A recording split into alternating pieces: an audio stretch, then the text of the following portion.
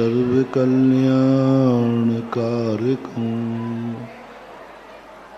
प्रधानं सर्वधर्माणां जैनं जयतु शासनं।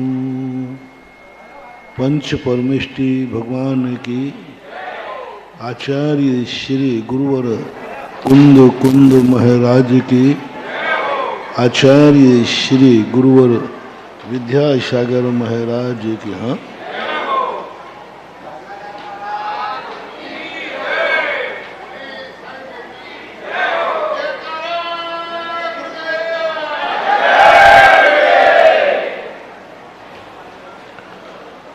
पुण्य कर्म के उदय में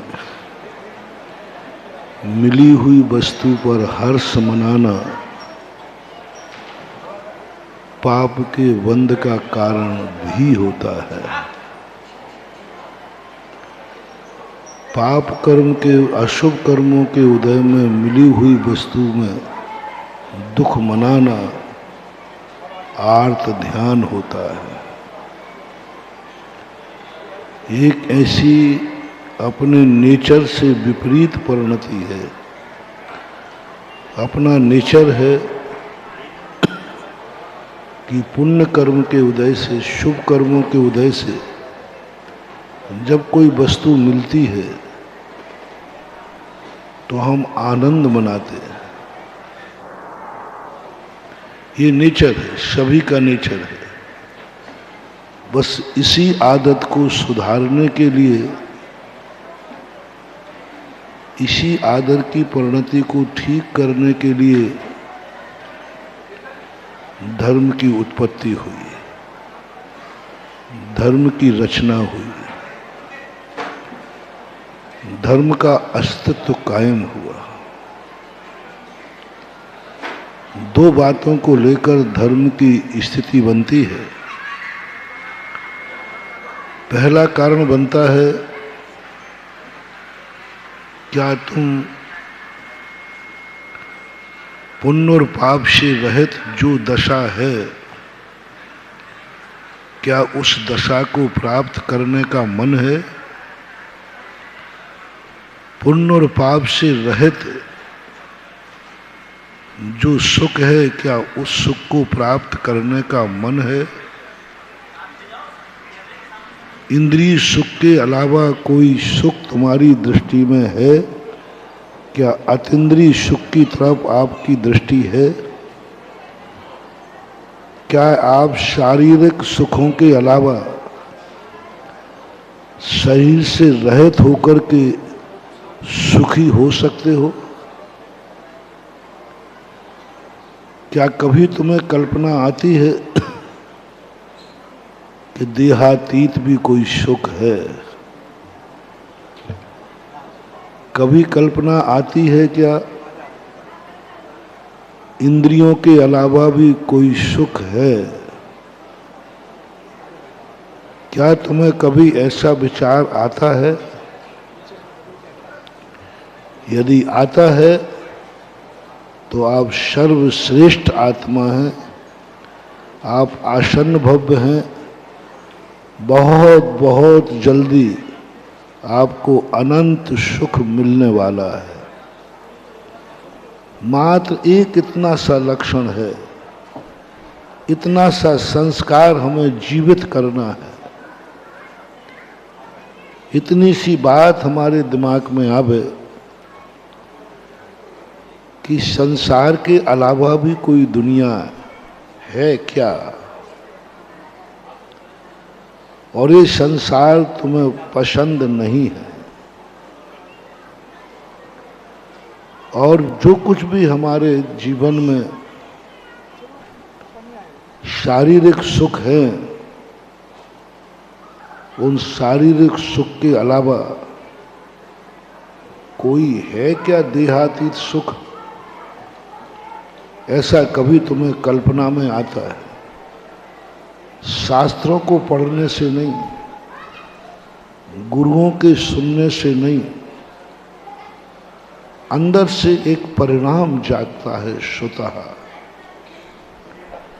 स्वतः जो परिणाम जागता है उसी से मोक्ष मार्ग की शुरुआत होती है। गुरुओं की प्रेरणा से, शास्त्रों के पढ़ने से जो परिणाम जागता है ये बहुत बाद का परिणाम है। पारमार्थिक सुख का अंतिम जो प्रारंभ का बीज है वो नैमित्तिक नहीं है, वो भगवान या गुरु के द्वारा प्राप्तव्य नहीं है, वो हमारी आत्मा में से प्रकट होता है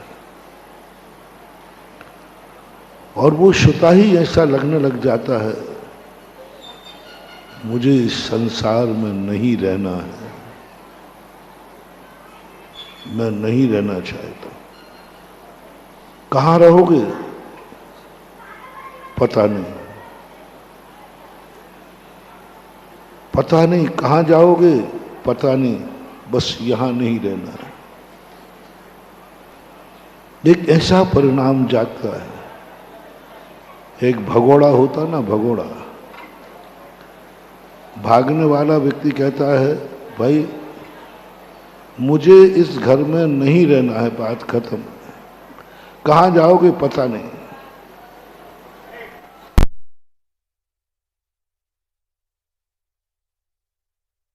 बोले जहां का टिकट दे दो। कौन सी गाड़ी में बैठना है? बोले जो स्टेशन पे खड़ी हो। बस यही दशा जैसे भगोड़े की होती है ना, उसको कुछ पता नहीं मैं कहाँ जाऊंगा, मुझे कहाँ जाना चाहिए, बस उसके अंदर तो एक परिणाम जागता है मुझे यहाँ नहीं रहना है, बात खत्म है। मुझे इन सबके बीच में नहीं रहना है, बात खत्म है। और यही परिणाम ठीक होनहार व्यक्ति का, जिसका अच्छा होना उसको जागता है। अंदर से एक परिणाम जागता है जिसे हमारे यहाँ शास्त्रीय भाषा में क्षयोपशम लब्धि बोलते हैं। क्षयोपशम लब्धि वाला कुछ नहीं करता, बस उसको इस संसार से ग्लानि हो जाती है, मुझे इस संसार में नहीं रहना है। वो ऊब जाता है, पुण्य से ऊब जाता है। अरे भाई तुम्हें क्या कमी है? बोले कोई कमी नहीं है, यही तकलीफ है। कितने भी उसको लोभ दो, स्वर्ग की भी महिमा गाओ, वो कहता मुझे नहीं चाहिए। चक्रवर्ती के वैभव बताओ, मुझे नहीं चाहिए। उसके परिणाम बन जाते। चक्रवर्ती की संपदा के भोग काक वीट सम गिनत हैं, सम्यक दृष्टि लोग। ये दशा काक वीट के समान सारे दुनिया की मल किसी ना किसी काम में आता है। ऐसा दुनिया में कोई भी व्यक्ति नहीं है जिसके मल की कोई ना कोई उपयोग ना होता। खाद तो बन ही जाता है। सबसे निकृष्ट जानवर होता है चमगादड़, सबसे निकृष्ट जानवर। निकृष्ट इसलिए होता है कि उसके खाने का द्वार और मल निकलने का द्वार एक ही होता है। मुख से ही खाती है और मुख से ही मल मूत्र का निष्कासन करती है। दोनों द्वार उसके एक ही हैं, मुख ही है, मल द्वार नहीं होते उनके। इसलिए सबसे ज़्यादा जानवरों में जितने दुनिया के जीव हैं, तरस दो इंद्री से भी लेकर के सभी, जो निकृष्ट जानवर कहा चमगादड़ को। इसलिए चमगादड़ उल्टी लटकती है, क्योंकि हमेशा कोई भी जानवर होगा उसके मल मूत्र का द्वार सदा नीचे की तरफ रहता है। किसी के भी, अपन सबको देख लो, मल मूत्र के द्वार नीचे रहते हैं। अब वो यदि सीधी लटक जाएगी तो बहुत नुकसान है। उसका मल द्वार मुख हो, इसलिए वो उसको उल्टी लटकना पड़ता है। और सबसे सीधा जानवर है तो चमगादड़। पक्षियों में कोई भी जानवर स्तनपायी नहीं होता, चमगादड़ स्तनपायी होती है, यानी वह अपनी माँ की दूध पीते। कोई पक्षी दुनिया में दूध नहीं पीता। जितने सारे पक्षी जो हैं दूध होते ही नहीं, उनके माँ के दूध होते ही नहीं। मात्र एक पक्षी है जिसे चमगादड़ कहते हैं, वो स्तनपायी होते हैं, माँ का दूध पीते हैं, बहुत सीधा होता है। लेकिन क्या निकृष्ट परिणति उसकी है। उसका भी मल जो है बहुत काम में आता है, औषधि कहलाता है। पैरालिसिस वालों को उस मल का उपयोग बताते हैं। एक कौआ एक ऐसा जानवर है जिसका मल किसी काम में नहीं आता, जहां पड़ जाता है वहां वो नाश ही करता है। ये उपमा जब मैंने किसी पंडित की इस युक्ति में पढ़ी, मैंने कही कोई और उदाहरण नहीं दे सकते थे। काक बीट सम गिनत हैं सम्यक दृष्टि लोग, कौए के बीट के समान गिनते हैं सम्यक दृष्टि लोग। ऐसी दशा उसकी जब सम्यक दर्शन की भूमिका बता रहा हूं, कैसे होता है सम्यक दर्शन। बहुत सारे लोग पूछते हैं कि महाराज सम्यक दर्शन कैसे प्राप्त करें, कहाँ से शुरुआत करें, क्या करें। तो उसकी शुरुआत क्या है। कोई शुरुआत नहीं, कोई मंत्र नहीं है, कोई तंत्र नहीं है। पहला जो बीजारोपण, क्या तुम्हें कभी संसार से उदासीनता आई? क्या कभी तुम्हें ऐसा लगा मुझे नहीं चाहिए स्वर्ग, मुझे नहीं चाहिए चक्रवर्ती पद, मुझे ये संसार का वैभव नहीं चाहिए, मुझे इस संसार में नहीं रहना है। संसार शब्द भी तुम नहीं जानते हो, बस यहां नहीं रहना है। पंचेंद्रिय के विषयों में तुम्हारे बस मुझे ये नहीं चाहिए। सारे विषय तुम्हारे पास उपलब्ध हैं, बस तुम्हारी उसमें उदासीनता आ गई। मुझे इस जन्म मरण से ऊपर कोई दशा, मुझे जन्म और मरण से मैं थक गया हो, अब मैं और नहीं करना चाहता। हमारे पूज्य आचार्य महाराज ने एक बहुत अच्छी पंक्ति लिखी है। संसार सागर में तैरते तैरते हाथ भर आए हैं, शिथिलता का अनुभव हो रहा है। संसार सागर में तैरते तैरते हाथ भर आए हैं, शिथिलता का अनुभव हो रहा है। अब और नहीं छोर चाहता हूं, अब घोर नहीं भोर चाहता हूं।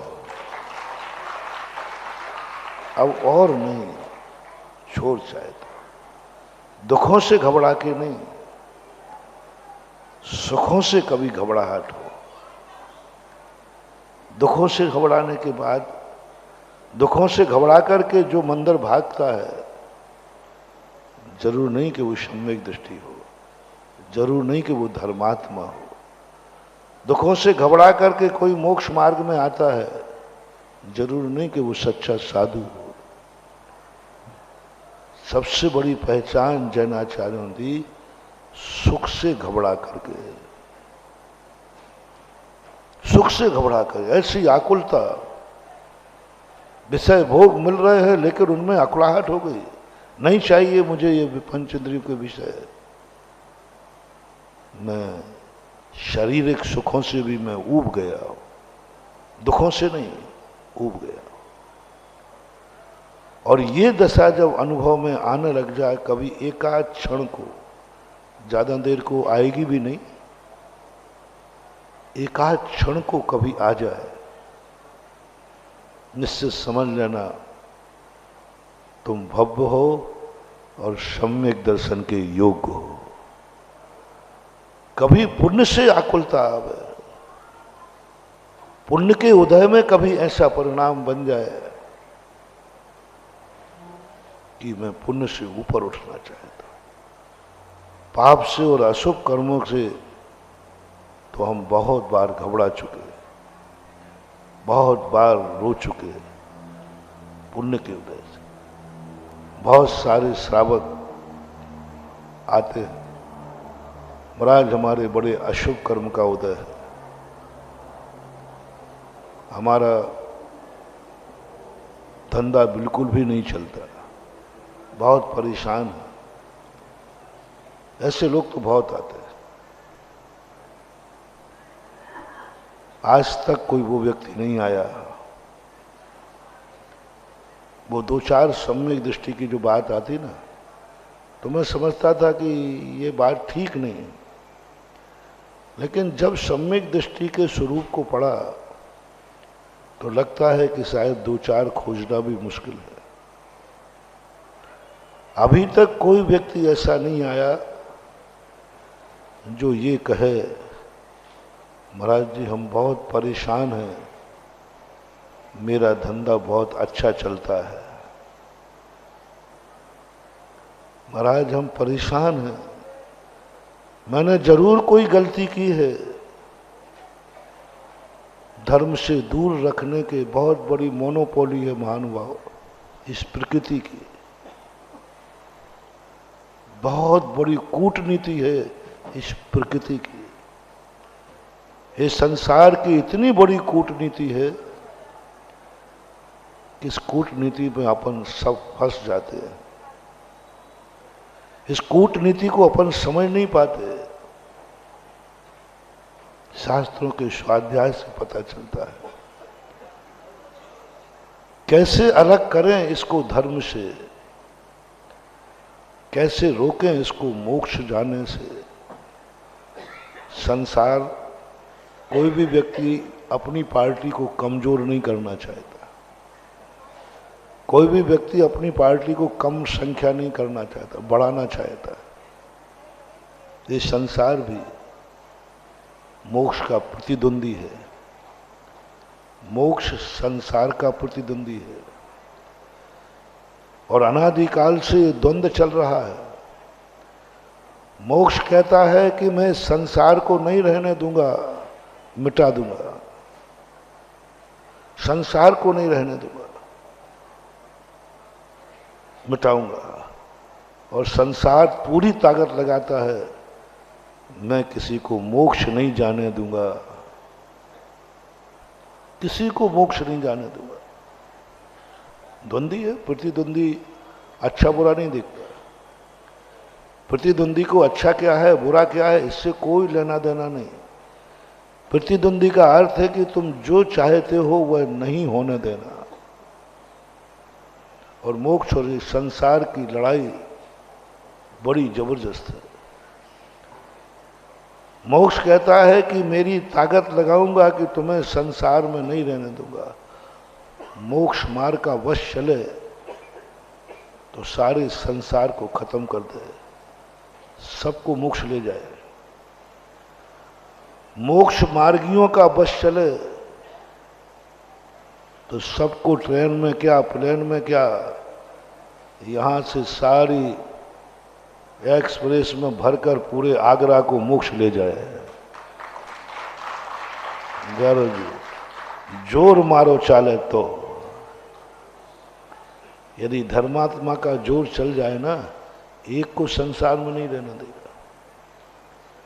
तीर्थंकर आदि ने यही शक्ति मांगी थी कि मुझे ऐसी शक्ति प्राप्त हो कि मैं प्रत्येक संसारी जीव को मोक्ष में स्थापित कर दूं, प्रत्येक संसारी जीव को सत्स्वरूप बता दूं, समोषण में बैठ के भावना बातें।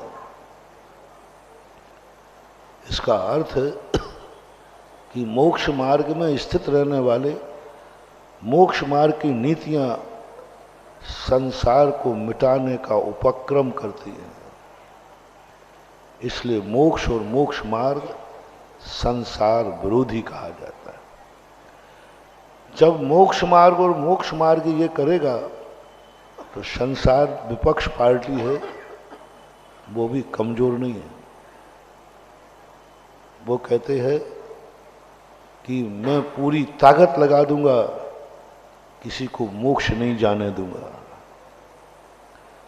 ऐसे ऐसे उपक्रम कराऊंगा कि मोक्ष जाने का भाव ही छूट जाएगा, और जो मोक्ष जाने वाले हैं उनको ऐसा लोभ दूंगा तो वे मोक्ष मार्ग में बीच में से लौट आएंगे, भ्रष्ट हो जाएंगे, बीच में से लौट आएंगे। संसार की कूटनीति है। जैसे ही व्यक्ति मोक्ष मार्ग पर बढ़ता है पूरा संसार ताकत लगाता है, इसको भ्रष्ट करो, ये बहुत ज्यादा ध्यान में बैठ रहा है, इसके मन को चंचल करो, इसको कोई ना कोई ऐसी शक्ति प्रदान करो जिसमें उलझ जाए। मोक्ष मार्ग की कूटनीति बाद में बताऊंगा। संसार की कूटनीति जो मैंने शास्त्रों में पढ़ी है, इसने दो नीति अपनाई है तुम्हें धर्म से दूर करने की। दो नीति अपनाई है तुम्हें धर्म से भ्रष्ट करने की। दो नीति अपनाई है तुम्हें मोक्ष मार्ग से विमुख करने की। दो नीति अपनाई है तुम्हें माला फेरने से निषेध करने। दो नीतियां अपनाई हैं कि तुम किसी प्रकार प्रवचन सुनने ना जा सको। दो नीतियां अपनाई हैं जिससे तुम स्वाध्याय न कर सको। दो नीतियां अपनाई हैं जिससे कोई तुम नियम न ले सको। वो दो नीतियां बनाई, पुण्य और पाप। पहली नीति तो तुम्हें पाप की दी, अशुभ कर्म के रूप में। ये संसार की, ये कर्म की जितनी विडंबना है, ये संसार की बहुत बड़ी पॉलिसी है महानुभाव, बहुत बड़ी कूटनीति है। ये पुण्य और पाप, ये दोनों बेड़ी है। पुण्य पाप मिल पायन बेड़ी डाली, बेड़ी की संज्ञा दी। पहले उसने पाप की बेड़ी से बांधा, अशुभ कर्मों से बांधा, और अशुभ कर्मों में ऐसा अशुभ कर्म दिया कि तू धर्म करने लायक ही नहीं रहेगा। धर्म करने लायक ही नहीं रहेगा। नारकी जीव धर्म करने लायक नहीं है। विकलत्र असंगी धर्म करने लायक नहीं है। ये कर्म ने किया। ये कर्म ने जाकर उसको ऐसी दशा में भेज दिया कि धर्म करने लायक ही नहीं रहोगे। और ऐसे कितने लोग जो दुखी हैं, जो धर्म नहीं कर पा रहे दुख के कारण। बहुत सारे लोग कहते हैं महाराज जी मैं क्या करूं, अभिषेक करने जाना चाहता हूं लेकिन हमारा धंधा सुबह का है, और सुबह यदि अभिषेक आ जाऊं तो धंधा चौपट हो जाए। मैं समझ गया मैं तू कर्म के चंगुल में फंस गया है। कर्म ने तुझे ऐसी दशा ला दी कि बेटा अभिषेक के समय ही तेरा धंधा चलेगा। अब या तो अभिषेक कर ले या धंधा कर ले। सुबह की ही ड्यूटी होगी तेरी, या तो ड्यूटी कर ले या अभिषेक को चला जा। किस तरफ झुकना पड़ेगा तुम्हें? वही अभिषेक का समय है, उसी समय आपकी ड्यूटी है। वही अभिषेक का समय है, वही समय आपको कहीं जाने के गाड़ी का समय है। वही अभिषेक का समय है और उसी समय आपके लिए कोई नौकरी में सुबह से ड्यूटी है। अब दोनों में से आपको क्या चयन करोगे? झूठ मत बोलना। अभिषेक का समय और ड्यूटी का समय, और एक दिन की बात नहीं है, पूरी जिंदगी की रूटीन है। ठीक अभिषेक के समय में और तुम्हारे कार्यों में कोई अंतर नहीं, दोनों एक टाइम है। इधर जाओगे तो अभिषेक छूटेगा, अभिषेक को आओगे तो धंधा पानी छूटेगा, नौकरी जाएगी। बहुतायत लोग दोनों में से किस तरफ झुक जाएंगे?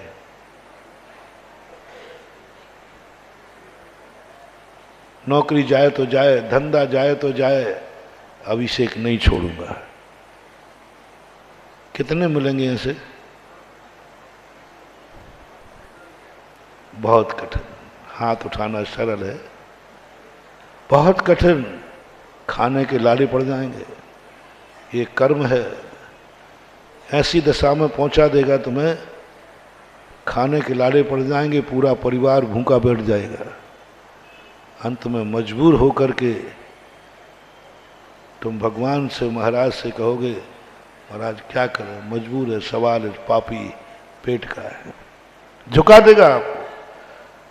99.99 लोग उस कर्म के सामने घुटने टेक जाएंगे, चाहते हुए भी अभिषेक को नहीं जा पाएंगे, चाहते हुए। अश्रद्धालु की बात नहीं कर रहा हूं, नास्तिक की बात नहीं कर रहा हूं, चाहते हुए भी मन है तुम्हारा बहुत अच्छा है, परिस्थितियां ऐसी आ गई, नहीं जाने देगा। ये कर्म की बहुत बड़ी कूटनीति है, तुम्हें धर्म से दूर करने के लिए ये व्यवस्था बना दी। बीमार कर देगा कर्म, तुझे ऐसे नीच कुल में जन्म दे देगा, तुम तड़फोगे, तरसोगे। ये कैसी पर्याय है। अजैन लोग आते, महाराज जी कभी मैं भी शांति धारा कर सकता हूं?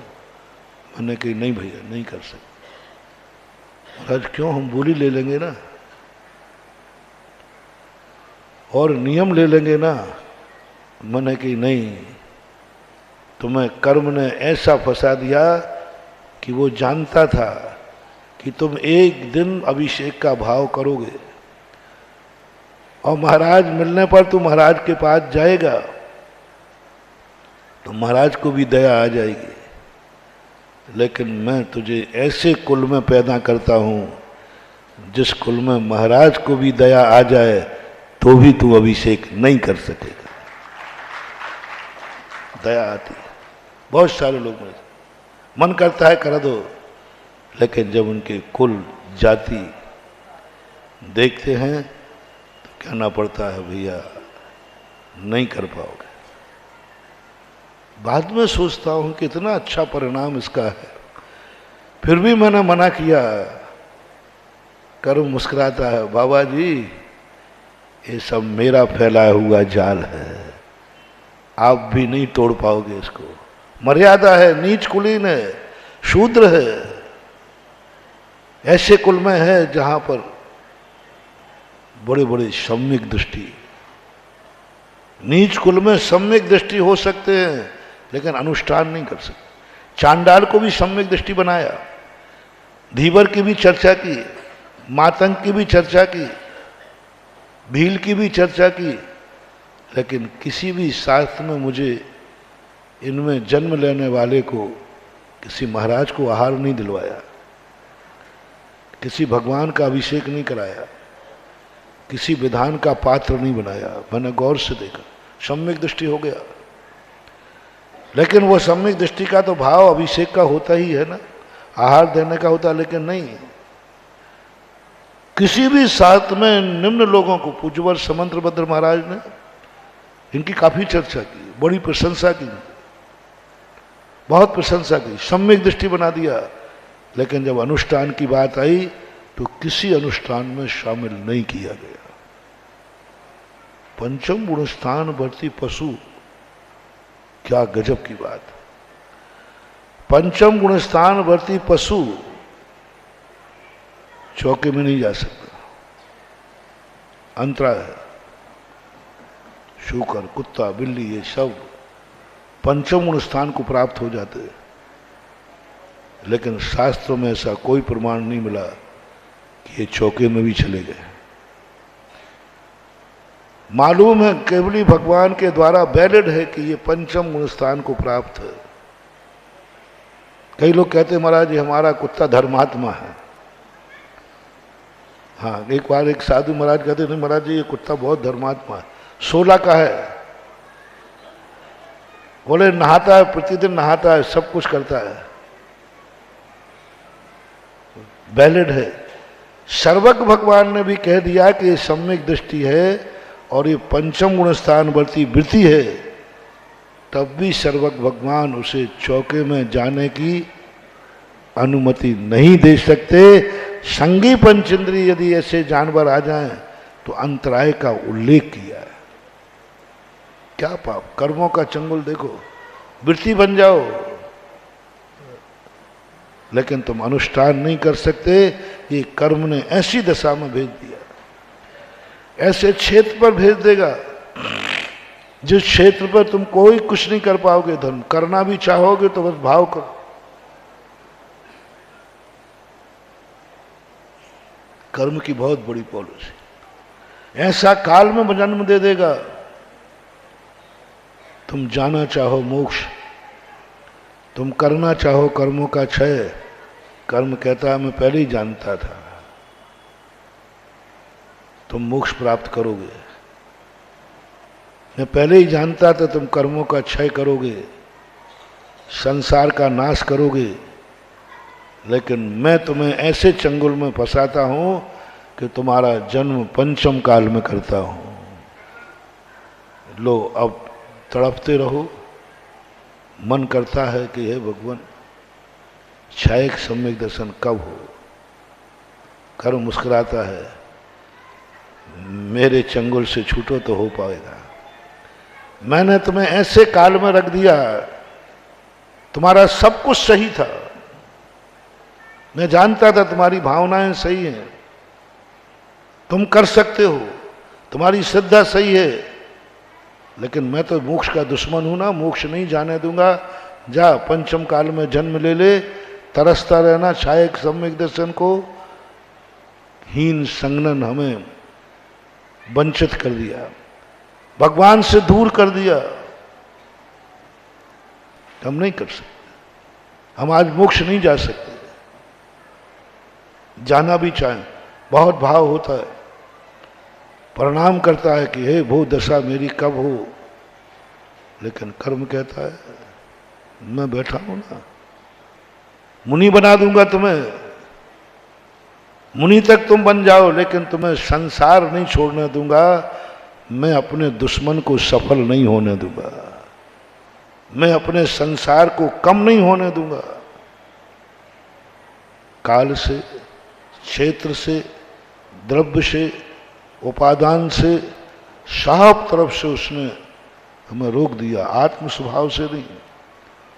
आत्मा का स्वभाव तो मेरा आज भी विद्यमान है, लेकिन संसार की मोनोपोली में अपन फंस गए। वो अभी बताते हैं क्यों हुआ हमारे साथ ऐसा, आपके साथ, अपने सबके साथ। हमें सबसे पहले तो ये समझ में आ जाए कि ये बहुत बड़ी मोनोपोली है। ऐसी बीमारी दे दी तुम्हें कि तुम मंदिर जाने लायक नहीं रहे। अब एक सज्जन आए, जैन है, उच्च कुलीन है, लेकिन उनको कोई मूत्र आदि की परेशानी है, थैली लगाना पड़ती है। वो कहते महाराज जी क्या करना है, जिंदगी भर अभिषेक किया, हार दान दिए, अब मैंने कहा ये सब कर्म ने तुम्हें कहा तुम्हें इस योग्य बना दूंगा कि तुम जो कर चुके हो वो भी तुमसे छोड़ा दूंगा। जो तुम कर चुके हो, मुनि पद से भी भ्रष्ट कर देता है ये कर्म। पूज्यवर समंतभद्र महाराज हमारे संग में भी कितने कितने महाराज हुए जो मुनि तक बन गए। इस कर्म ने उनका मुनि पद छोड़ा लिया, किसी भ्रष्टता के कारण नहीं। संयम पालन नहीं कर पा रहे सो बात नहीं, असाता कर्म। ऐसे असाता कर्म हुआ कि मुनि पद को छोड़ना पड़ा, ये लग क्षुल्लक पद को छोड़ना पड़ा। समंतभद्र महाराज को छोड़ना पड़ा, जो मुनि पद दुर्लभतम दुर्लभ था। कर्म पूरी ताकत लगाता है महानुभाव, तुम्हें अशुभ कर्म के माध्यम से रोकता है। ये तो अपन सबको मालूम है। अशुभ कर्म के कारण से तुम कितना नहीं कर पाते। तुम्हारे लिए गरीब बनाया कर्म ने, तू दान देने लायक नहीं रहेगा। तेरे भाव होंगे, तेरे परिणाम होंगे, तेरा मन करेगा कि मैं भी कुछ दान करूं। कर्म कहता है मैं करने दूंगा तब तो तू करेगा। मैं तुझे खाने लायक ही नहीं दूंगा तो दान क्या देगा, खाक। मैं तुझे इस लायक ही नहीं बनने दूंगा। मुश्किल से 2 टाइम की रोटी खा मजदूरी करके, दान की बात मत सोचना। ये सब कर्म ने हमें आपको गरीब बनाया है इसलिए कि तू दान देने लायक नहीं है। तू दान देने लायक नहीं है और तू देगा क्योंकि तूने एक पुण्य किया है कि तू जैन कुल में जन्मेगा। तूने एक पुण्य किया है कि तुझे महाराज मिलेंगे। तूने एक पुण्य किया है कि तू आगरा में जन्मेगा। तूने एक पुण्य किया है कि वहां चतुर्मास भी होगा। तूने एक पुण्य किया है, लेकिन और ये सब तुझे हैं और तुझे दान देने का भाव आएगा। महाराज की प्रवचन सुनेगा, उनकी प्रेरणा से आएगा। लेकिन कर्म कहता है मैं तुझे ऐसा बना दूंगा कि तू दान देने के लिए तड़प तड़प करके तड़फेगा, लेकिन देने लायक नहीं रहेगा। ऐसी दशा कर दी। कर्म की पॉलिसी देखो, परिणाम है। इतना पुण्य किया। कितने जैनी हैं जो दान देना चाहते हैं लेकिन देने लायक नहीं, दे नहीं सकते, है ही नहीं। कर्म ने वंचित कर दिया ना दान से, है ही नहीं। कितने लोग हैं जो मुनि बनना चाहते हैं, बहुत सारे लोग बनना चाहते हैं, लेकिन समर्थ नहीं है कि वो मुनि बन सके। महाराज शक्ति नहीं है। कितने कितने धर्म आप सब देखिए अपनी जिंदगी में, और किन किन कार्य करने में आपका अशुभ कर्म बाधक बन रहा है। अशुभ कर्म बाधक बन रहा है। क्यों बन रहा है? अब इस पर जाइए। अशुभ कर्म, अशाता कर्म, बीमारी। हमारे लिए बीमारी व्रत नहीं लेने दे रही है। बीमारी से मुनि पद भी छूट रहा है। बीमारी के कारण से वो अभिषेक पूजन नहीं कर पा रहा है। ये सब चीजें अपन ने समझ ली। अब क्यों प्रत्यय पे जाइए, ऐसा क्यों हुआ? क्यों इस कर्म ने अपने चंगुल में फंसा लिया और तुम मजबूर हो गए, बहुत मजबूर, पूरी ताकत लगाते हो, कुछ नहीं, रोते हैं महाराज मैं क्या करूं, जिंदगी भर सब कुछ किया, आज मंदिर जाना बंद हो गया, रोते। अब ये कैसे हुआ, क्या हुआ? कर्म की पॉलिसी ऐसे कैसे चल गई? इसको मैंने शास्त्रों में खोजा कि कर्म ने एक पॉलिसी चलाई थी। जब हम समर्थ थे, शक्तिमान थे, पुण्य का उदय था, धनवान थे, स्वस्थ थे, तो एक पॉलिसी कर्म की है, तू वैसे तो रुकेगा नहीं, मैं तुझे पुण्य के उदय में रोकता हूं। पुण्य के उदय में इतना धन देता हूं, इतना धन देता हूं कि तू जो पाप करना चाहे तुझे पाप करने के लिए मजबूर नहीं होना पड़ेगा, असमर्थ नहीं होना चाहिए। जिस समय करना चाहे उस समय तू तुरंत तुम्हारे सामने पाप है। तू मर्डर करना चाहता है, 1 मिनट लगेगा, तेरे पास समर्थ है, शक्ति है, हुकूमत है, राजा है, बंदूक है, दुश्मन कमजोर है, सब तरफ से। इस पापी को पुण्य के उदय से रोकना है। पाप कर्म के उदय से धर्म छूटता है तो हमें फीलिंग होती है, समझ में आ जाता है कि मेरे पाप कर्म का उदय है, मैं मंदिर नहीं जा पा रहा।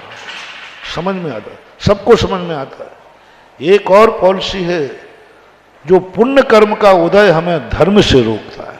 यह है खतरनाक। ये लाता है उस दशा को जिस दशा का वर्णन। पुण्य का उदय, कर्म ने पुण्य फेंका, इसको फेंको पुण्य, इसके पुण्य के चक्कर में फंसाओ, इसको ऐसा धंधा दो, ऐसा धंधा दो कि इसको मंदिर जाने का भी समय ना निकले और ये कहे क्या करूं महाराज, व्यापार बहुत चलता है, आ ही नहीं सकता मंदिर। सुबह उठ करके इतना धंधा चलता है, खाने की फुर्सत नहीं है। कई बार तो महाराज टिफिन भी रखा रह जाता है, इतना व्यापार चलता है। महानुभाव, मोटिवेशन, कहीं तुम्हें कोई पुण्य का उदय तो धर्म में बाधक तो नहीं बन रहा है। पुण्य का उदय, पाप का नहीं। पुण्य के उदय के कारण कहीं तुम्हारा धंधा इतना चल रहा है जिस कारण तुम मंदिर नहीं जा पा रहे हो, जिस कारण तुम धर्म नहीं कर पा रहे हो, जिस कारण से तुम्हारे मन में धर्म का भाव ही नहीं आ रहा है, क्योंकि पुण्य का फल है। अशुभ कर्म में तो कम से कम भाव तो कर लेता है धर्म करने का, लेकिन पुण्य के उदय में तो भाव ही नहीं होते। संसार की दृष्टि से और मोक्ष मार्ग की दृष्टि से देखा जाए तो अनादि काल से पुण्य ने हमें ज्यादा धर्म से रोका है, पाप ने नहीं। अशुभ कर्मों के उदय में धर्म करने का कम से कम भाव तो आता है, परिणाम तो आते हैं, आंख से आंसू तो आता है, एक पश्चाताप करने का मौका मिलता है। लेकिन पुण्य के उदय जिनके होते हैं ना, उनको भाव ही नहीं आता, भाव ही नहीं आता, परिणाम ही नहीं होते। आप देख लीजिए, एक दुखी आदमी को यदि मैं उसके दुख पर परिहार करूं तो रो पड़ता है, और जो कहूं वो कर लेता है। मैं कहूं कि देख तेरे दुख का उपाय इसके बिना है ही नहीं, तो कहे ठीक महाराज। और जिनके पुण्य के उदय हैं, मैं 4-4 महीने उनके पीछे पड़ जाऊं तो कहो उनको मंदिर तक नहीं ला पाऊं। पुण्य का उदय अंधा करता है। पुण्य के उदय में ज्यादा लोग पापी होते हैं, और होते ही पापी पुण्य के उदय में। संसार के जितने भी पाप हैं प्रायः पुण्य के उदय में होते हैं। जितनी पापात्माएं हैं पुण्य के उदय में होते हैं। अभी 3-4 दिन पहले मैंने कहा था, पुण्य का उदय आना पुण्यात्मा की निशानी नहीं है। सबसे बड़ा खेद तो यही है। पाप के उदय में पापी हो जाए तो कोई बड़ी बात नहीं है, पुण्य के उदय में पापी होना, पुण्य के उदय में पापी होना। अंधा ठोकर खा के गिर जाए तो कोई बड़ी बात नहीं है, आंखों वाला ठोकर खा के गिर जाए विचार नहीं। कोई नीच कुल में जन्म वाला नीच कार्य कर दे, कोई बड़ी बात नहीं है। उच्च कुल में जन्म लेने वाला कोई बुरा कार्य कर दे, विपरीत संस्कारों में पड़ने वाला गलत कार्य करे तो बात बनती है। अच्छे कार्य करने वाला अच्छी संगति में लेकर के, ये बहुत बड़ी विचार में पुण्य अंधा कर देता है। इसलिए आज का मोटिवेशन सब लोग देखें, कहीं पुण्य के उदय के कारण से तो तुम धर्म से वंचित तो नहीं हो रहे हो। बस चेत जाओ,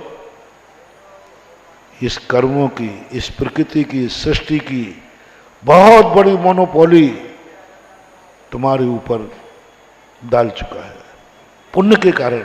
क्योंकि तुमने धर्म किया, धन तो उसे देना पड़ेगा।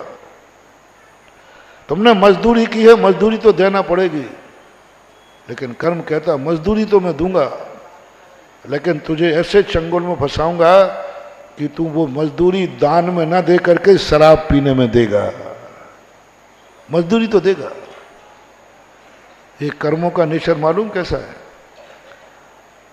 एक बार चोरों ने कवि सम्मेलन किया और कवि सम्मेलन में कवियों को 1-1 लाख रुपया दिया। कभी इतना महंगा मिलता नहीं, जम के पैसा दिया। कवि बड़े खुश होने लगे, ओहो जिंदगी में पहली बार इतना पैसा मिला, बड़े खुश। कविशन करके और सबको 1-1 लाख रुपए की विदाई मिली और सब बड़े खुश के आ रहे थे। और जैसे ही स्टेशन पे आए तैसे ही 4 लोग आ गए, बोले निकालो जो पैसे तुम्हारे पास है। बोले तुम पैसा लूट रहे हो, तुम्ही ने तो दिया है। बोलो वो मेरा कर्तव्य था, ये मेरा धंधा है। वो मेरा, तुमने गाया है तो मजदूरी तो देना पड़ेगी, लेकिन मेरे एरिया में से कोई धन लेकर चला जाए तो ये हमारा धंधा है, सब रखवा लिया।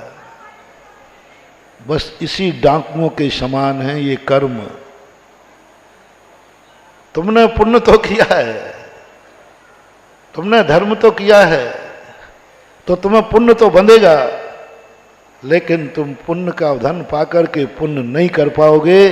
ये हमारा धंधा है। पुण्य दे दिया, धन दे दिया, दौलत दे दी, सोने की लंका दे दी, लेकिन कर्म कहता ले ले सब कुछ जो चाहिए, लेकिन तू धर्म नहीं कर पाएगा, तुझे धर्म नहीं करने दूंगा। ये संसार का धंधा है, ये स्वभाव है। कितने कितने बड़े लोग, अमीर लोगों के लिए मेरा उपदेश है, आपकी अमीरी कहीं धर्म से दूर तो नहीं कर रही है? कर रही है तो चेत जाओ, ज्यादा खुशी मत बनाओ। चोरों का कवि सम्मेलन के पैसे से खुशी मत बनाओ, स्टेशन तक नहीं पहुंच पाओगे और लुट जाओगे। खुशी मत बनाओ कि मेरे पास सोने की लंका है, एक जिंदगी नहीं गुजर पाएगी और सीधे नरकों में पड़ोगे। ये नरक गरीबों के लिए नहीं है, गरीबों के लिए नरक नहीं है, गरीबों के लिए तो स्वर्ग है। दुखी लोगों के लिए नरक नहीं है, उनके लिए तो स्वर्ग है। गजब का सूत्र पूज्य उमा स्वामी महाराज ने, वहवारम परिग्रह तुम नारकस्य ऐसा। बहुत आराम परिग्रह किसके पास होगा? पुण्य के उदय में होगा कि पाप के उदय में? परिग्रह पुण्य के उदय में। क्या गजब का सूत्र है। जिनके पास जितना परिग्रह और आरंभ है, वे आज जो खुश हो रहे हैं, उनकी खुशी मात्र मात्र जब तक मिली है तब तक है। स्टेशन तक पहुंचो फिर देख लेना क्या होगा, टिकट के भी पैसा नहीं बचेंगे। अमीरी से कारण तुम खुश हो कि हमारे पास बहुत पैसा है, बहुत धन दौलत है, बहुत ज्यादा नहीं, अगले भाव की स्टेशन तक नहीं पहुंच पाओगे और सब लुट करके जाके नरकों। बहवारम परिग्रह तुम नारकस्य ऐसा। नरकायु का बंध पुण्य के उदय में, पुण्य के उदय में नरकायु का बंध बता दिया। इसलिए मेरा आपसे बहुत अच्छी तरह कहना है, कहीं पुण्य का उदय, कहीं अमीरी तुम्हें धर्म से तो वंचित नहीं कर रही है। अमीरी अमीरी व्यक्ति कहीं तुम्हें शराब की तरफ तो नहीं ले जा रही, मेरे पास तो पैसा है। गरीब शराब पी ले, अभी मैं उसकी चर्चा नहीं कर रहा हूं। कहीं अमीरी के कारण से तुम शराब तो नहीं पी रहे हो, तुम्हारे पास पैसा है। अमीरी कम से कम जुआ पे तो नहीं जा रहे हो, अमीर बन करके। अमीरी को संभालना है। एक बार और मैंने कहा था, जैन दर्शन गरीबों को नहीं संभालता है, अमीरों को संभालता है। हमने उदाहरण भी दिया था, 2 व्यक्ति जा रहे हैं, एक के पास कुछ भी नहीं है, खाली हाथ है, और एक व्यक्ति वजन लिए हुए है, और तुम अकेले हो, 2 में से एक की सहायता कर पाओगे तो किसकी सहायता करना चाहिए? बोलो। वो खाली हाथ चल रहा है ना, तो वो गिरेगा तो कपड़े ही खराब होंगे। ये तो वजन लेके चल गया, गिरेगा तो हड्डी पसली टूट जाएगी। नीति कहती है कि इस भजन वाले को संभालो, इस भजन वाले को संभालो। गरीब आदमी किसी शराब के ठेके की तरफ जा रहा है, चिंता नहीं है,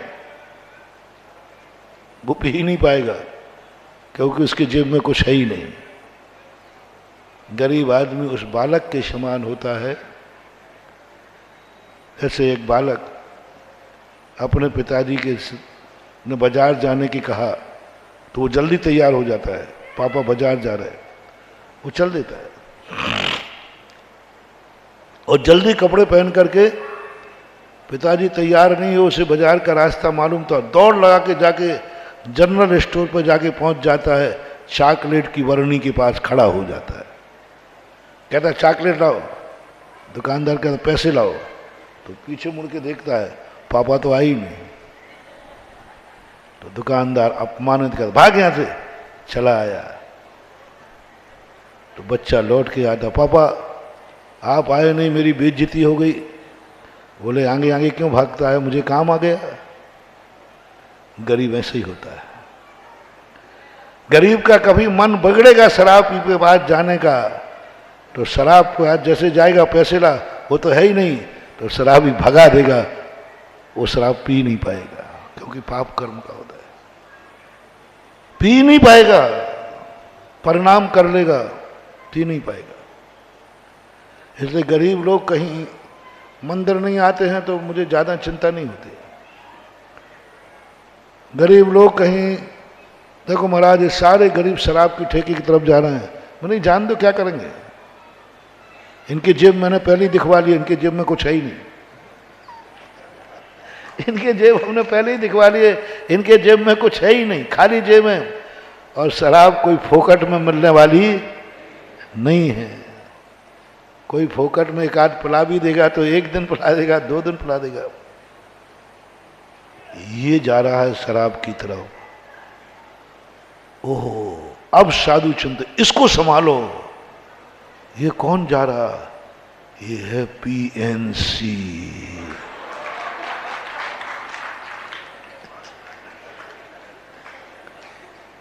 कितनी बड़ी बात। अब साधु कहेगा अब मामला गड़बड़ हो जाएगा, ये तो पूरा ठेका ही खरीद लेगा, ये तो इतनी पी सकता है कि पीने के बाद भी इसके जेब में पैसा है, ये खतरा है। तो जैनाचार्य कहते इसके पीछे पड़ो, इसको रोको, इसको धर्मात्मा बनाओ, इसको मंदिर बुलाओ, इसको उपदेश दो, ये नहीं चूकेगा, ये समर्थ है, शक्तिमान है, कोई रोक नहीं सकता इसे, क्योंकि बड़ा आदमी है, किसकी हिम्मत है रोकने की। और घर में मुखिया और है, घर में मुखिया और है, अब कौन रोके, कौन रोके। बड़ा छोटे को रोक दे, लेकिन छोटा बड़े को तो नहीं रोक पाएगा। अब उसमें पीएमसी में भी प्रदीप और है, बड़ा यही है ना। हाँ अपन अच्छा बताओ, ऐसा थोड़ी करता है। अब प्रदीप, अरे भैया अब तो कबाड़ा ही हो जाएगा, पैसा तो इसके पास है ही, और घर का मुखिया है, इसे कोई रोकने वाला है नहीं, समाज की तो क्या औकात है। अब जिनवाणी कहती है, बाबा जी मात एक ही शक्ति है जो रोक सकती है, उसका नाम है गुरु।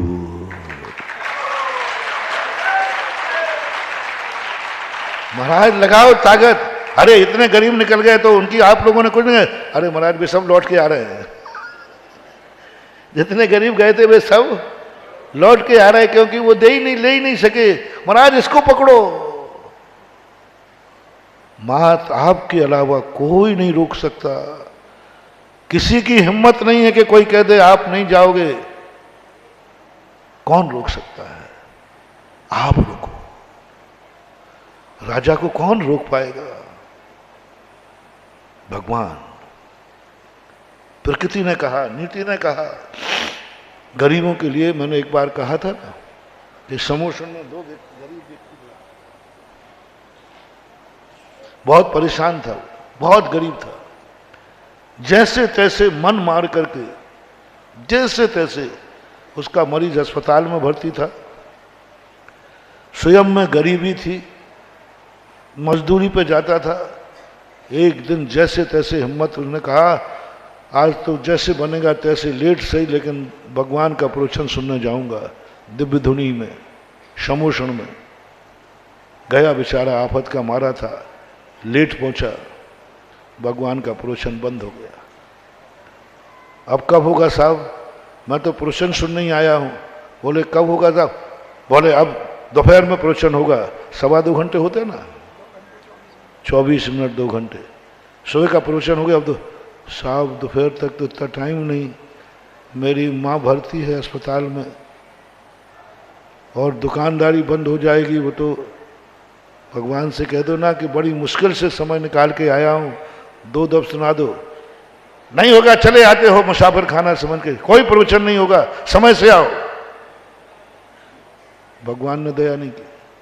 सुनना रे, तुम हमें दोष देते हो कि आप अमीरों के महाराज हो। अब मैं तुम्हारे भगवान को सामने कर रहा हूं, इनको दोष दे के दिखाओ तो जानू। भगवान ने दया नहीं। भगवान सब जान रहे हैं कि ये कितनी मेहनत से, कितनी मजबूरी में जैसे तैसे समय निकाल के आया है। 2 शब्द प्रवचन के दे देते, क्या बिगड़ता था? उनको कोई प्रवचन तैयार करना पड़ता है क्या? नहीं नहीं, अभी मैं प्रवचन तैयार कर रहा हूं, नहीं बोले। गणधर परमेष्ठी बैठे हैं, परम दयालु, वो विनय कर देते, भगवान मैं अवध ज्ञान से जान रहा हूं, बहुत परेशान व्यक्ति है, गरीब आदमी है, बहुत दुखी है, 2 शब्द कह दो ना। नहीं, उनको भी दया नहीं आई। देवताओं से कहा, सारी सभा से कहा, किसी ने उसकी तरफ नहीं दी। सब कहते हट जा एक तरफ। दोपहर गरीबों के लिए ही कानून होते हैं, आप लोगों की हिदायत होती है। महाराज जितने दुनिया के कानून थे सब गरीबों को होते, अमीरों को तो कोई कानून है ना शिकायत तुम लोगों की? हाँ महाराज, सब चीजें नियम धर्म भी गरीबों के लिए होते, अमीर को तो कोई नहीं। आपके पास भी गरीबों के लिए टाइम बना है, इससे पहले नहीं अमीर आ जाए तो देख लो, मुझे टाइम ही टाइम है। जब ये लांछन आप लोग लगाते हो तो मैंने कहा अपना एक नेचर है, जो कोई कमी दिखाए उसमें बड़े आदमी को आगे कर दो, उसके पीछे चुपचाप बैठ जाओ। गजब का सोच पूज्यवर यति विश्व आचार्य महाराज, पूज्यवर जिनसेन स्वामी महापुराण के अंदर सभी साधुओं ने, बस ये डिस्कशन चल ही रहा था, गरीब गिड़गड़ा रहा था, कोई सुनने वाला नहीं था। और उसी समय चक्रवर्ती आ गया।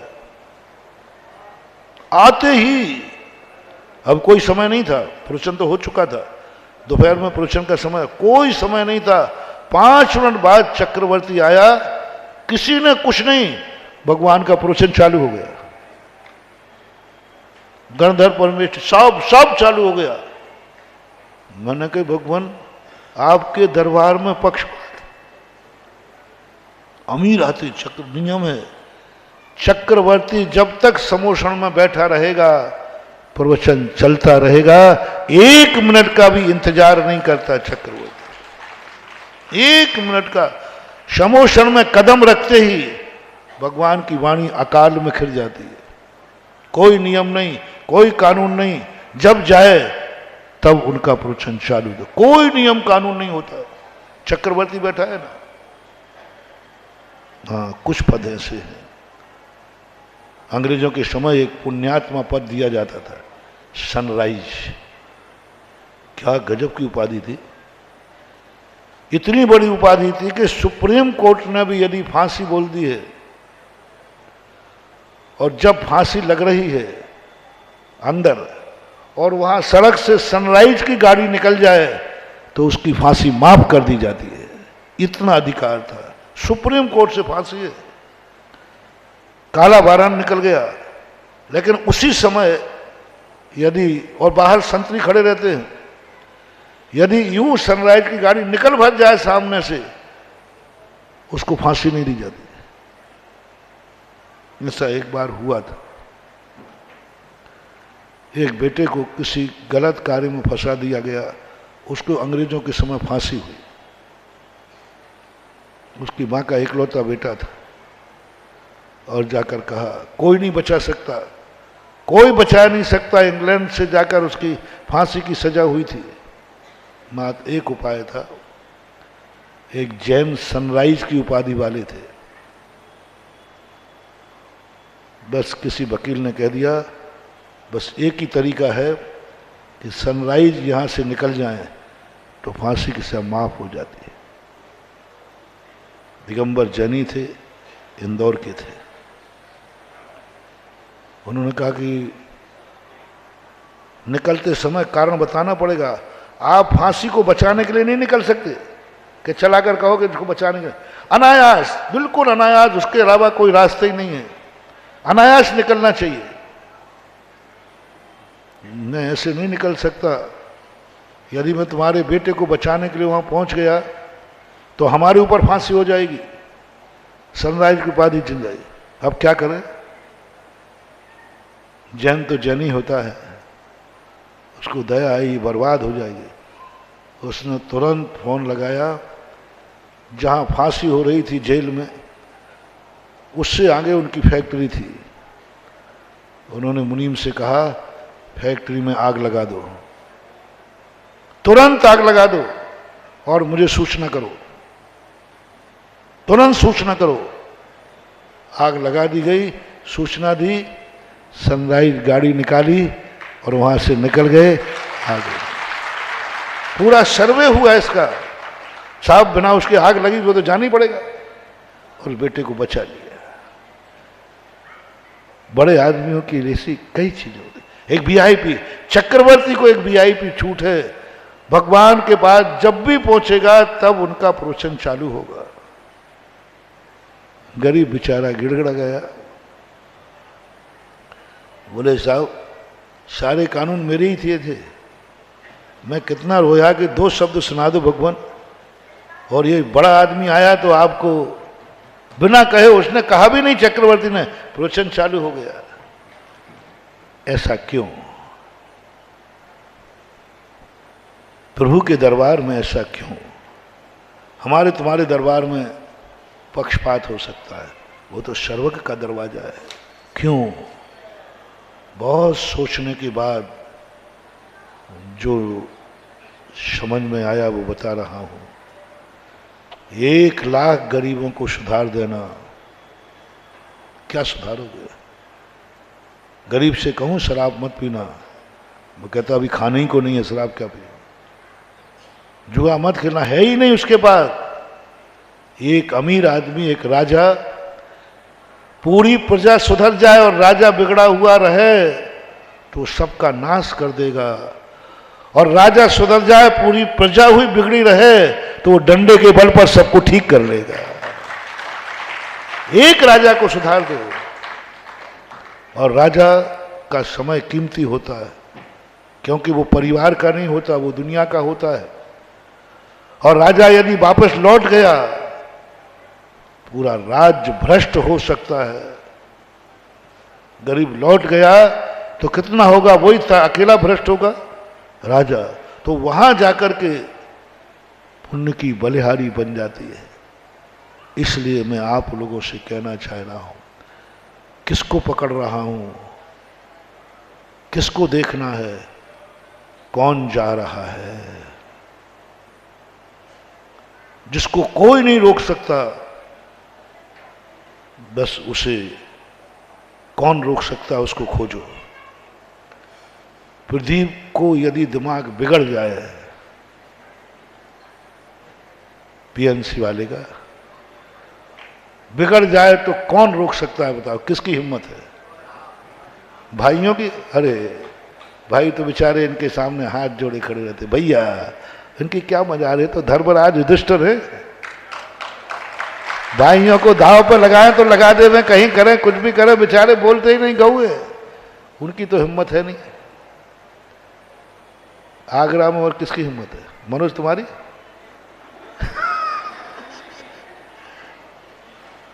कौन रोकेगा? कर्म साथ दे रहा है, पैसा है, हुकूमत है, सरकार पुलिस वाला भी नहीं रोक सकता। बोले भाई ठीक है, मात अभी बोलो क्या उम्मीद है तुम्हें? प्रदीप का यदि दिमाग बड़े गलत कार्य को जावे तो इस समय आगरा में इनको रोकने वाली शक्ति का नाम क्या है?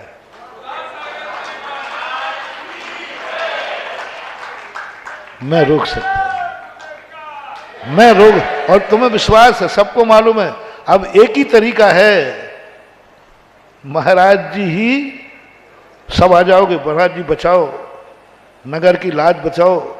मैंने क्या बात है? बोले आज प्रदीप जी ने शराब पीने का मन, सारे जगह सारे नगर की नाक कट जाएगी, सब कुछ खत्म हो जाएगा। जब ये लोग पीने लग जाएंगे तो आगरा के लोग कहेंगे वही जब पी रहे हैं तो हमें क्या, अब बचाओ महाराज, एक ही आप लोग भी आ जाओगे, आप लोग भी आ जाओगे, महाराज बचाओ। और उस समय हमारे पास 100 गरीब बैठे हैं जिनको मैं गरीबी दूर करने का आशीर्वाद दे रहा हूं, उनके दुखों को सुन रहा हूं। अब इन दोनों में 100 गरीब के दुखों को सुन रहा हूं और एक अमीर आदमी गलत कार्य करने जा रहा है। अब इन दोनों में से हम पहले क्या करें? आप लोग जो बोल दोगे।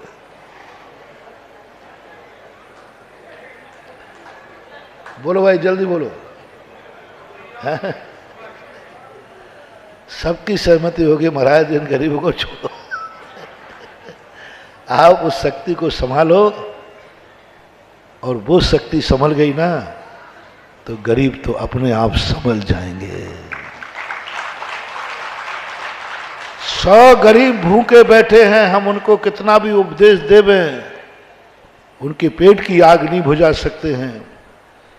और एक अमीर को सुधार दें, यदि उसमें करुणा आ गई तो वह 100 लोगों के पेट की आग बुझा सकता है। हम 100 लोगों पर गरीब हैं, भूखे बैठे हैं, हम उनको उपदेश दे, यही कहे भैया साता रखो, शांता से रहो। वो क्या खा कर रखो, मर रहा हूं, क्या करोगे? और एक अमीर के अंदर करुणा जाग दी, एक अमीर को बाहर निकल करके वो 100 लोगों की पेट की आग बुझा देगा। मेरे सामने की घटना है महानुभाव। एक बालक बहुत गरीब था, अच्छे नंबर थे, उसके मम्मी पापा आए, बोले महाराज जी बेटा अच्छा पढ़, लेकिन हम नहीं पढ़ा सकते, हमारी हैसियत ही नहीं, हमारे पास पैसे ही नहीं, कुछ मैं नहीं पढ़ा सकता। और बच्चा कह रहा पढ़ाओ हमारे लिए, अच्छे नंबर आए, कोई पढ़ाई अच्छी थी, वो नाम मुझे ध्यान नहीं। मम्मी पापा रोने लगे, बट महाराज जी है ही नहीं, पूरी जायदाद बेच दूं तो मैं उसकी फीस जमा नहीं कर सकता, एडमिशन के पैसे नहीं दे सकता, मैं हूं ही नहीं। बच्चा भी रो पड़ा, मुझे भी दया आ गई, क्या करूँ बताओ, मैं क्या करूँ? कमंडल की बोली लगवा सकता हूँ, पीछे की तो लगवाऊंगा नहीं। और आजकल की पढ़ाई इतनी है कि कमंडल की बोली से भी, मैंने कहा भाई मैं क्या कर सकता हूँ? सांत्वना दी हमने कि भाई साता रखो, कर्म का उदय ऐसा ही आया है, देखो तुम्हारे इतने अच्छे नंबर हैं, लेकिन तुम्हें कर्म ने ऐसी दशा दे दी, सांत्वना दे दी हमने, सांत्वना दे रहा, और कुछ कर नहीं सकते थे। 1 मिनट का कमाल देखना, देखना 1 मिनट का कमाल। उस दिन मुझे समझ में आया कि चक्रवर्ती के जाति भगवान क्यों बोल पड़े। पहले मुझे भी समझ में नहीं आता, एक बस वो उठने वाले, ठीक है महाराज ने, हम लोग सांत्वना देने में तो माहिर हैं, साता रखो, धर्म का उपदेश दे दिया, ये सब कर्म की बलिहारी हैं। बस वो आंसू पहुंचता उठ ही रहा था, इतने में पीछे से अशोक पाटनी आ गए। बस उनको रोते हुए देखकर, और मुझे भी थोड़ा चेहरा उतरा हुआ था, क्या बात है, एकदम सन्ना, ये लोग क्यों रो रहे हैं महाराज? मैं तो कुछ बोला नहीं, लोग बैठे थे, बोले ऐसी ऐसी बात है, बोले पागल कहीं का। और वो व्यक्ति किशनगढ़ की था, उसको डांट, तो महाराज के पास आया, मेरे पास नहीं आ सकता था। बोले साहब आप तक पहुंचना मेरी औकात, आपके चौकीदार मुझे जाने दे। और 1 सेकंड नहीं लगा, और बच्चे को गोद में लेकर कहते हैं जा बेटा, दुनिया की जितनी पढ़ाई करना हो तू पढ़, फीस में दूंगा। और वहां कितने गरीब बैठे हुए थे, क्या कर लिया, क्या कर लिया, बस सांत्वना ठीक है। और एक समर्थवान व्यक्ति ने उसकी जिंदगी बना दी।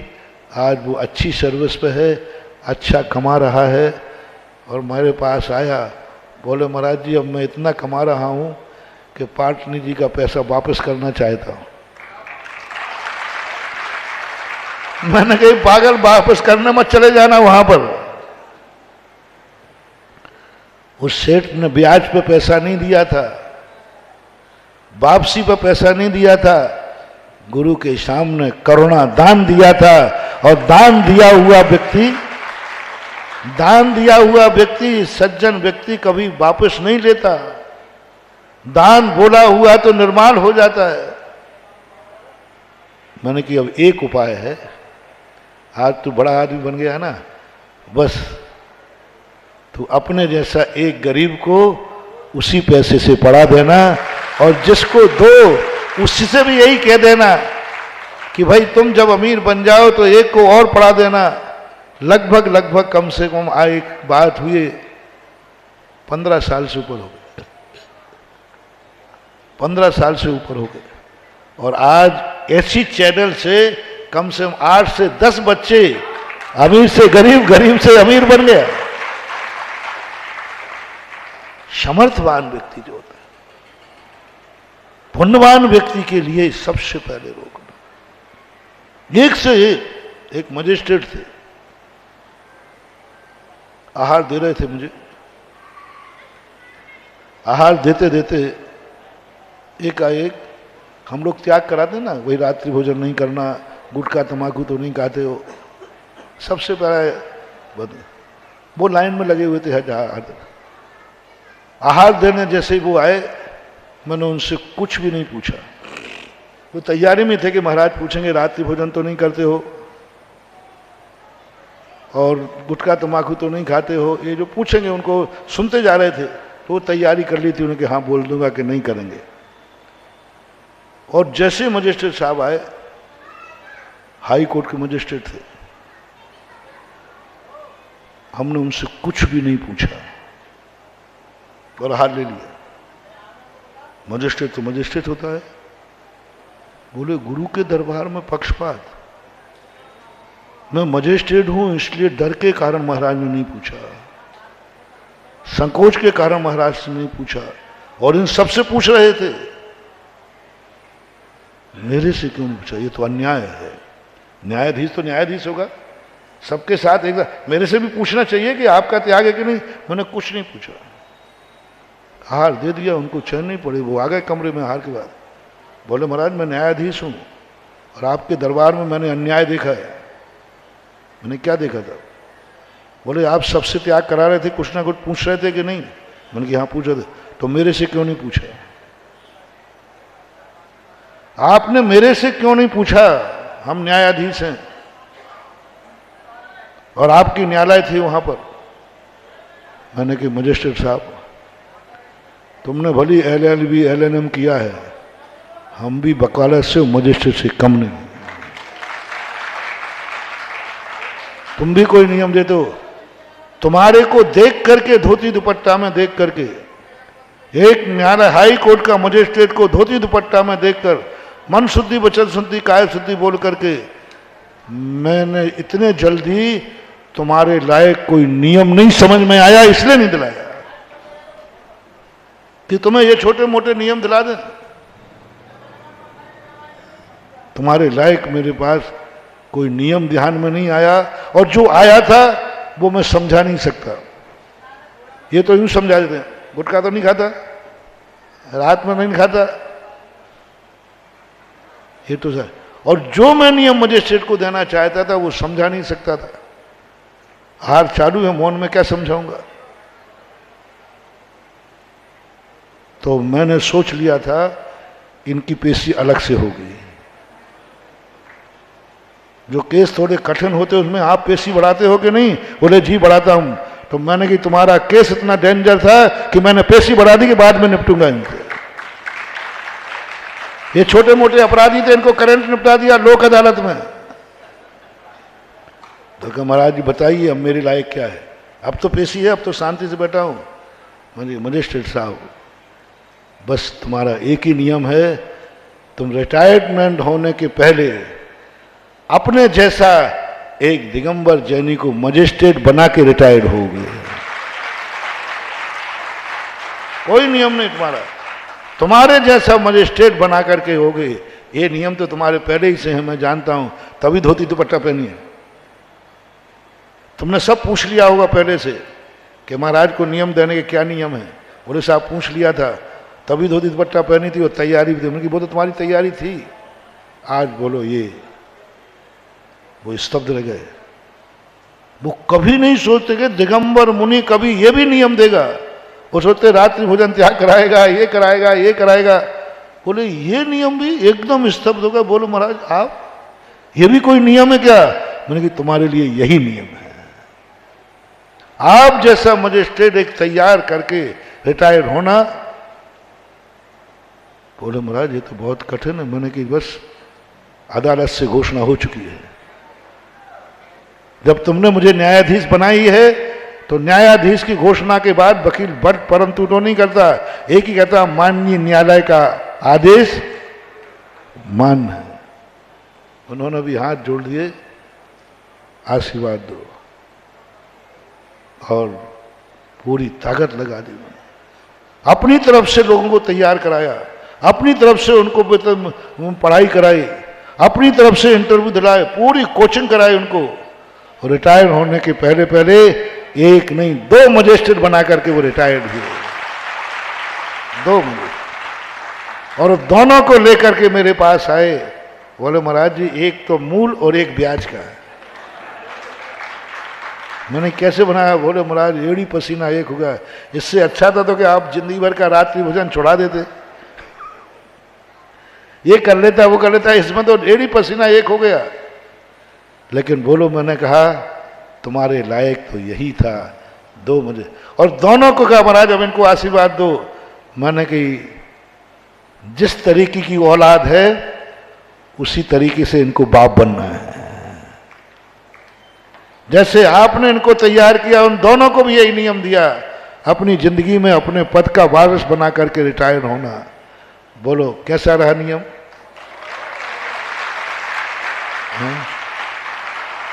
तो हर व्यक्ति की एक हैसियत होती है, देखा जाता है। एक बड़े आदमी को सुधारने का तरीका चक्रवर्ती को भगवान ने चुना और उनके पीछे पड़ गए कि इसके पीछे पड़ो, इसको सुधारो, ये न बिगड़ जाए। समर्थ है। ये सब बातों के कारण आपको एक मोटिवेशन लेना है। गड़बड़ मत समझना, नहीं तो बेचारी प्रदीप की आज हालत खराब करो। क्यों? वो तो एक फॉर एग्जाम्पल दे रहा हूं। आप लोग सबके लिए आज का होमवर्क है, कहीं आपको कोई अमीरी तो धर्म से वंचित नहीं कर रही है। अमीरी, कोई पुण्य का उदय तो तुम्हें पापी नहीं बना रहा है। पुण्य का उदय, कहीं स्वस्थ होकर के तो तुम धर्म बाधक नहीं बन रहा है, स्वस्थता। कहीं व्यापार धंधा इतना ज्यादा चल रहा है कि तुम्हें प्रवचन सुनने का समय नहीं मिला। आने की कोई जरूरत नहीं, ये नहीं कह रहा हूं, जो मैं कह रहा हूं। एक गरीब इसलिए प्रवचन सुनने नहीं आ पाया कि यही समय उसकी चाय पत्ती की दुकान है, चाय पत्ती बेचने का समय यही है, इसलिए नहीं आ पाया। कोई बात नहीं, कोई बात नहीं मानूंगा। बस मुझे एक अमीर आदमी से पूछ रहा हूं कि तुम्हारे घर का धंधा इतना चल रहा है, इतना बड़ा व्यापार है, लाखों करोड़ों रुपए आते हैं 1 घंटे के अंदर, 1 घंटे में करोड़ों रुपए आते हैं। महाराज जी अब बोलो 1 करोड़ रुपया 1 घंटे में आएगा, और अपना प्रवचन तो 1.5 घंटे होता है, तो 1.5 करोड़ हो गया। 1.5 करोड़ रुपया तुम्हारी इनकम है, इतना पुण्य है तुम्हारा। बहुत पावरफुल कह रहा हूं। 1 घंटे के कितने? तो 1.5 घंटे कितने? 1.5 करोड़ रुपया तुम 8:05 से लेकर 9:35 तक कमाओगे, और वही समय प्रवचन का है। दोनों में से एक चुनना है। अमीर आदमी, पुण्यात्मा को बहुत करुणा दया करके कह रहा हूं, सावधान हो जाना, कहीं वो 1.5 करोड़ की अमीरी, वो 1.5 करोड़ का पुण्य तुम्हें प्रवचन से तो नहीं रोक रहा है, चाय पत्ती वाले से नहीं, एक भिखारी से नहीं। वो उसी समय उसके लिए 2 रोटियां मिलेंगी, यदि प्रवचन में आ जाए तो 2 रोटियां नहीं मिलेंगी, और वो प्रवचन छोड़ करके 2 रोटियों के लिए चला गया। मुझे उसका कोई गम नहीं है, वो पापी नहीं है, वो दुर्गति का पात्र नहीं है। हमारा धर्म ऐसे लोगों के ऊपर दया करता है। तुम 1.5 करोड़ की आशा में, तुम्हें वो 1.5 करोड़ रुपए के कारण, तुम्हारे ग्राहकों के कारण से क्यों नहीं आ पाए मंदिर साहब, आप क्यों नहीं आ पाए प्रवचन में? जहां जहां दुनिया के लाइफ में अमीर लोग सुन रहे हैं वो कान खोल के सुन रहे हैं, नहीं तो उमा स्वामी के तत्वार सूत्र के कहे हुए वचन झूठे नहीं होंगे। बहरारम परिग्रह तुम नार कश्यायुषा, बाद में मत कहना कि हमें बताया नहीं गया। सारे अमीर लोग सुन लो, अमीरी के कारण से कहीं प्रवचन तो नहीं छूट रहा है, अमीरी के कारण से कहीं अभिषेक तो नहीं छूट जाएगा। एक और 1.5 करोड़, एक और अभिषेक का समय, ये बहुत बड़ी मोनोपोली प्रकृति है। इसको वैसे नहीं रोक पाएंगे हम, क्योंकि इसने पुण्य किया है, पर इसको इतना ज्यादा पुण्य दे दो कि इसको मंदिर जाने का समय ही नहीं बचे। ये प्रवचन में उसी समय 1.5 करोड़ रुपए भेजो जिस समय प्रवचन का समय है। आज ये प्रवचन में नहीं पहुंचना चाहिए, क्योंकि आज विशेष प्रवचन होना है। आज के प्रवचन इसकी जिंदगी बदल देगा। कर्म पहले से जान लेता है, प्रकृति पहले से जान लेती है, संप्रेषण होता है। आज ऐसा प्रवचन होगा कि इसकी जिंदगी बदल जाएगी। आज ऐसा प्रवचन होगा जिससे इसके सारे पाप छूट जाएंगे। आज ऐसा प्रवचन होगा कि ये दीक्षा भी ले सकता है, सुनना, दीक्षा भी ले सकता है। और आज वो प्रवचन होगा इसके सारे अशुभ दुर्गुण छूट जाएंगे। अब प्रकृति मोनोपोली करती है, ये बच जाएगा, ये तर जाएगा, और इसको दुख से नहीं रोक सकता हूं। पुण्यात्मा जीव है, पुण्य कमाया है, तो वो कहता है एक ही तरीका है, पैसे का लोभी है, बस इसके सामने 1.5 करोड़ रुपए की प्रॉफिट का ग्राहक भेज दो, ये प्रवचन छोड़ देगा और रह जाएगा। तुम हार गए, संसार जीत गया। वही दिन तो बचाना था, क्योंकि वही जिंदगी के सुधार का दिन था। इसलिए महानुभाव, कभी अमीरी के कारण से तो मंदिर नहीं छूट रहा है, अमीरी के कारण। कहीं कोई ब्याई जी आए हैं उसी दिन, किस समय पर?